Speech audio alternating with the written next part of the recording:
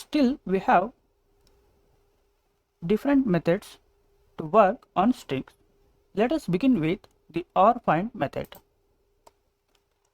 So this rfind method returns the rightmost index of the substring if found in the given string. If not found, then it returns -1. It takes three parameters. One is substring, the second one is start, and the third one is end. Sub is the substring that needs to be searched in the given string, and start is the starting index position, and end is the ending index position where the search has to be end. By default, the starting index position becomes 0 if we do not mention, and the ending index position becomes the total length of the characters of the string minus 1, means the total length of the characters of the string minus 1. Let us see how it works on the string 22. So here I have created a string 22. This is Python tutorial and is best. Let us search the substring is on this string. So here we can see the substring is appeared at the index position 28. Let us mention the starting and the ending index position as 0 and 20 to search the substring is. So here we can see the substring is found at the index position 5 because we have mentioned the ending index position as 20. Earlier this is was found at the index position 28, but this time we have mentioned the ending index position as 20. So the rfind method searches the substring is from 0 to 19th index position.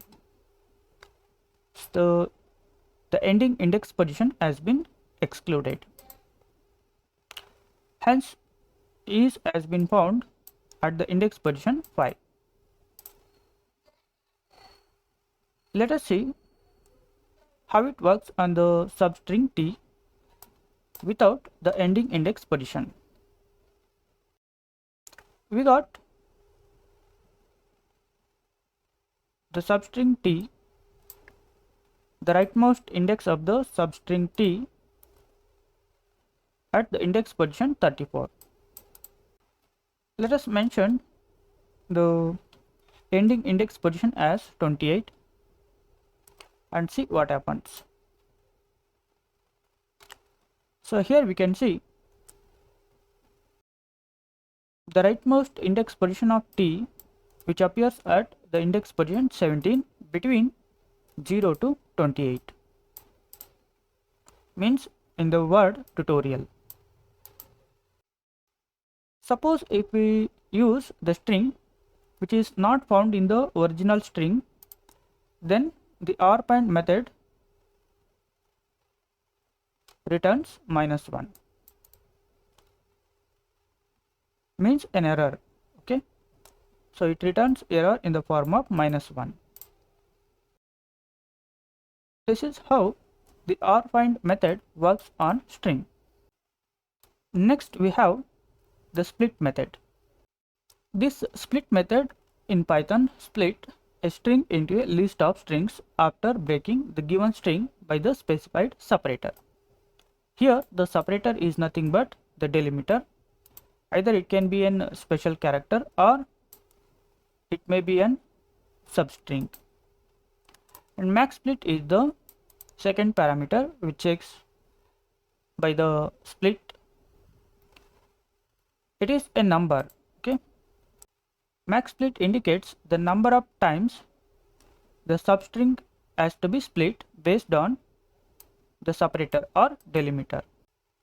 So here I have a string 23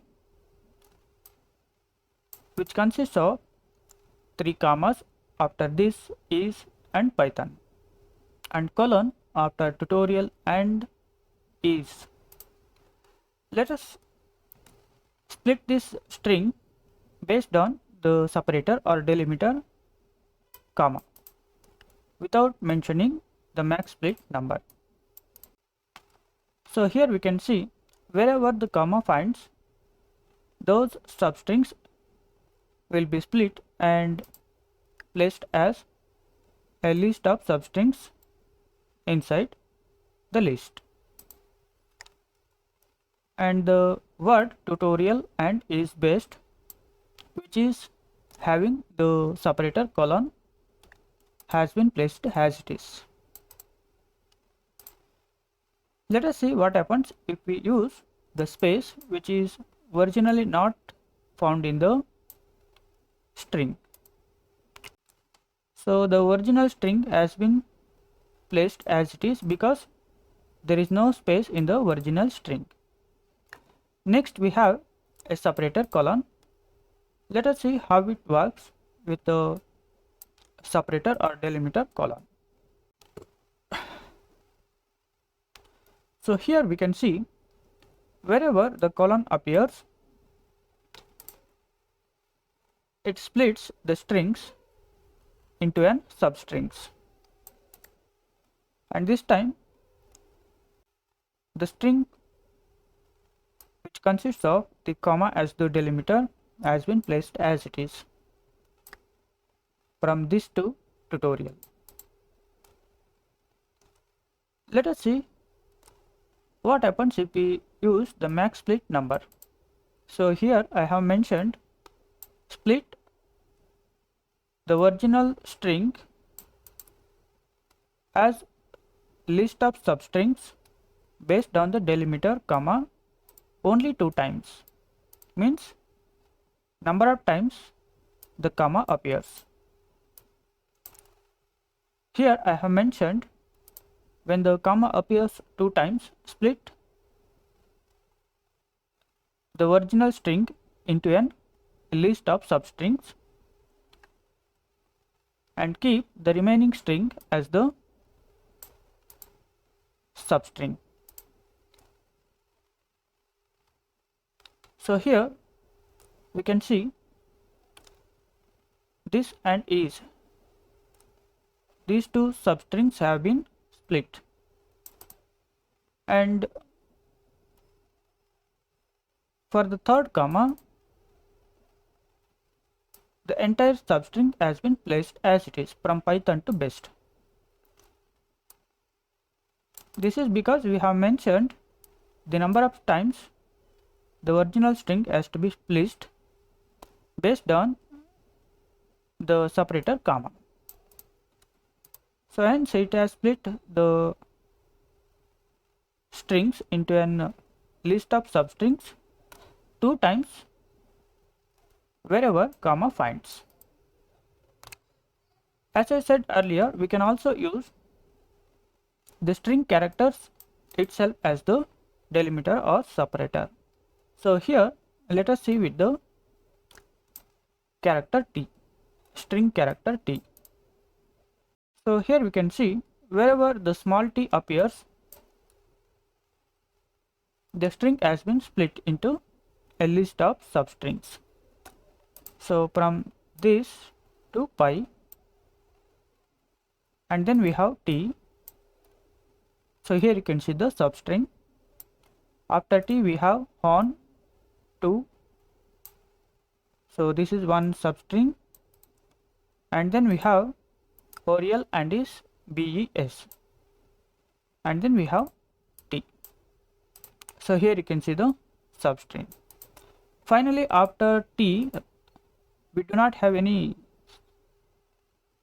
substring to be split, hence an empty string has been placed. This is how the split method works on string.